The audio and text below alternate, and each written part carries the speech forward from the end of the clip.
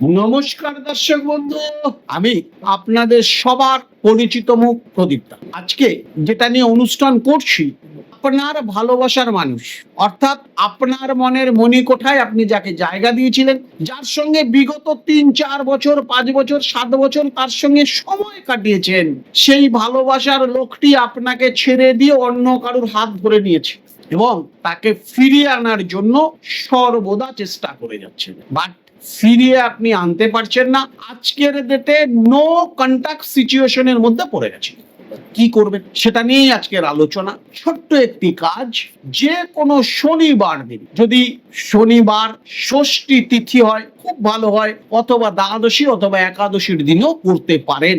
যে কোনো ডুমুর পাতা নেবেন, ডুমুর পাতা নিয়ে ডুমুর পাতার যেটা প্লেন অংশ, ওই প্লেন অংশতে সিঁদুর আর কুমকুম দিয়ে তার নামটি লিখুন, অর্থাৎ আপনাকে যে ছেড়ে চলে গেছে তার নামটি লিখে ফেলুন এবং সূর্য ডুবে যাওয়ার পর ওই কাঁচা ডুমুর পাতাটিকে ঘিয়ের মধ্যে চুবিয়ে জ্বালিয়ে দিন, অর্থাৎ ঘি দিয়ে অগ্নি নিক্ষেপ করুন।